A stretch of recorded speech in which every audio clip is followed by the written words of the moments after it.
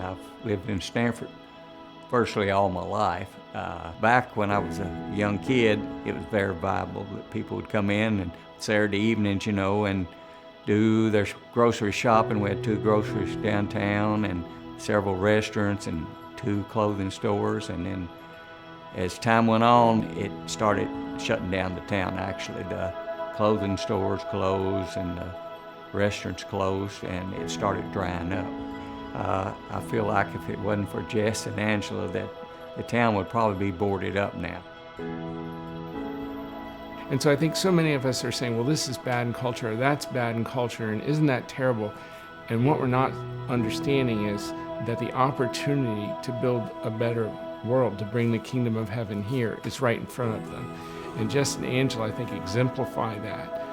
Instead of bemoaning what might have been going on in the town they live in, they got busy and they changed it. I'm Jess Correll, and I'm a banker of sorts. I'm Angela Correll, and I'm a novelist and also a small business owner here in Stanford, Kentucky. We're both 7th generation Kentuckians, and we love it. Our families are here, and so for us, God put us here for a reason, and we want to, live out what we feel like we're called to do in this place. I read a Tim Keller study. He was talking about when the Israelites were in Babylon, they didn't just pray for the good of the Israelites, but also for the good of the city. We try to think what's good for our city and then try to be part of that solution. I think we have to start at home with the folks that we work with. We tithe our corporate earnings. We match all of our staff members' gifts that they give to charity. One of the things, we give each of our staff members a week off with pay to go on a mission trip each year.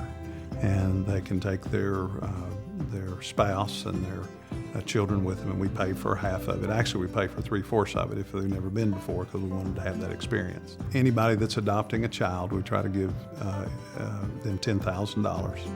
And then Ange and I usually give $5,000 in addition to that to encourage them to do that. And all these things are really good for our company. People love to work at a place where it's more than just working for money. Here in Stanford, we have a few small businesses that we started. One of them is called Kentucky Soaps and Such, and it really has been kind of a fun thing to see that evolve from just making soap in my kitchen to now this store. We have basically a little factory in the basement, and we do all kinds of other things as well. We always wanted a restaurant and felt like that kind of was the soul of a town. And so we decided 3 years ago, a little over 3 years ago, to start a farm-to-table restaurant. Another business that we have is called the Wilderness Road Guest Houses and Rooms, and that kind of extended from our desire to provide hospitality for people when they came into Stanford. We really think about our businesses downtown in light of 3 things in particular, and one is excellence. We feel like that anything less is not a good reflection of our Creator. The other thing we like to think about is stewardship, and it's not really about money. It's much deeper than that.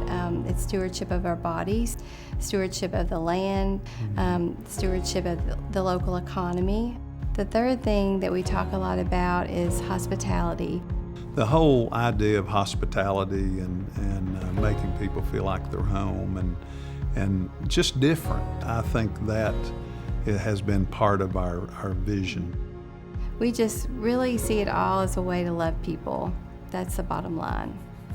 If you're nice to people and hospitable, we found that when you do business that way, it's something that will suit your economics teacher and your Sunday school teacher. We just try to run our businesses in a unique way to care for people, live by principles that we got out of a really old book. We're not successful all the time at it, but we hope that people will experience that when they come to our town.